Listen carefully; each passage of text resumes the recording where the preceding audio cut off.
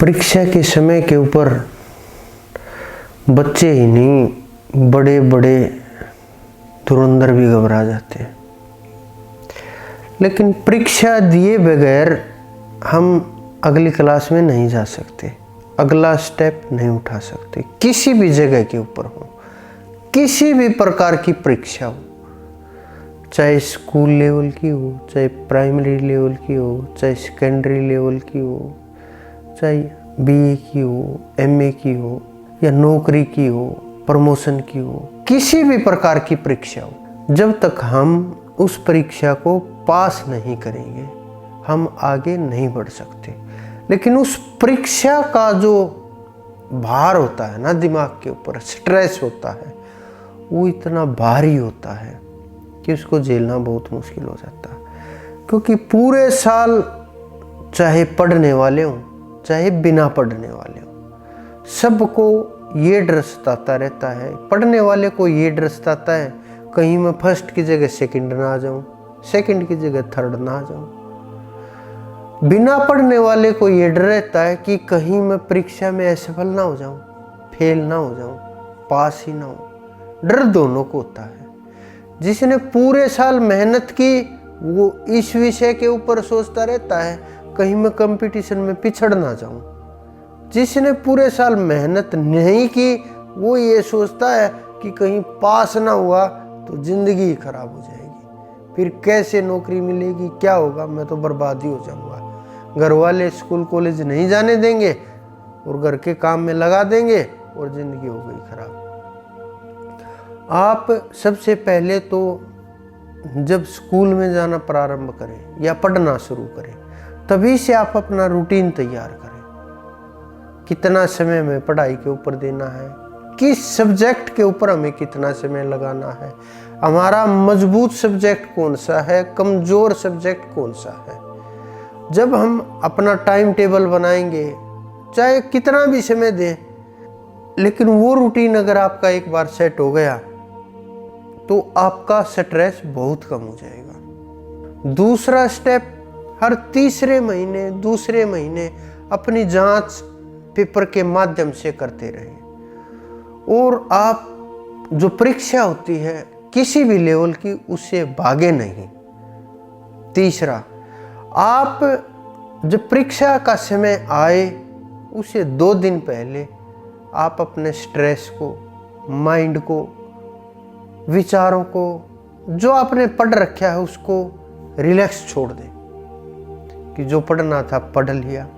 अब तो बस ये नहीं कि एक दिन भी बचा है आप कभी कोई सी सब्जेक्ट को उठा करके पढ़ रहे हो, कभी कोई से सब्जेक्ट को उठा करके पढ़ रहे हो, कभी किसी पुस्तक को उठा करके खोज रहे हो, कुछ नहीं होगा। बहुत कर लिया। अगर आप पूरे वर्ष में कुछ नहीं कर पाए तो 2 घंटे में आप क्या करेंगे, क्या उखाड़ लेंगे आप? कुछ नहीं।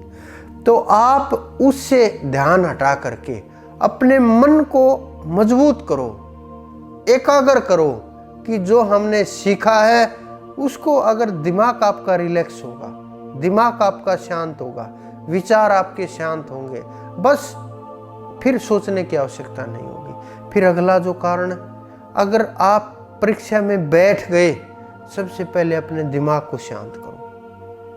नहीं तो प्रश्न कुछ होगा, उत्तर कुछ दे करके आएंगे, सवाल कुछ पूछेंगे, जवाब कुछ होगा। आप जानेंगे उस सवाल को, समझेंगे, तभी उसका सही उत्तर दे पाएंगे। नहीं तो आप घर आ करके जब की आएगी, जब पेपर मिलाओगे, तब आपको एहसास होगा, पता चलेगा कि मुझे तो ये 20 क्वेश्चन याद थे, ये छोड़ आया, मुझे ये 30 क्वेश्चन याद थे, ये छोड़ा, ये गलती कराया।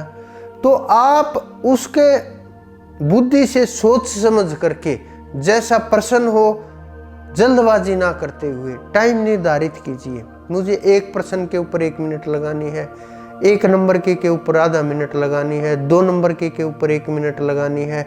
अगर आप इस प्रकार से उस टाइम को मैनेज करेंगे, आपका टाइम मैनेज हो जाएगा, पूरा पेपर होगा, अच्छी तरह से होगा। आप पूरा प्रॉपर प्लानिंग के साथ काम करेंगे, ना आपको सोचना पड़ेगा। फिर आता है परीक्षा के बाद का नंबर। फिर होता है परीक्षा का रिजल्ट का डर। जो ये परीक्षा के रिजल्ट का भय होता है ना, इसमें कुछ लोग तो परीक्षा से पहले भी, कुछ लोग कि कंपटीशन आया 4 दिन पहले जी बुखार हो जाता है मुझे, मैं बोलता हूँ डरा हुआ है इसलिए बुखार हो गया भाई। नहीं जी, कुछ मेरे ऊपर करवा दिया इसलिए बुखार हो गया। कुछ नहीं, आपका जो मनोबल है वो कमजोर हो गया है। आप परीक्षा से भाग रहे हैं। आप वैसे तो बहुत बहादुर बनते हैं, लेकिन जब परीक्षा का समय आता आप भागते हैं।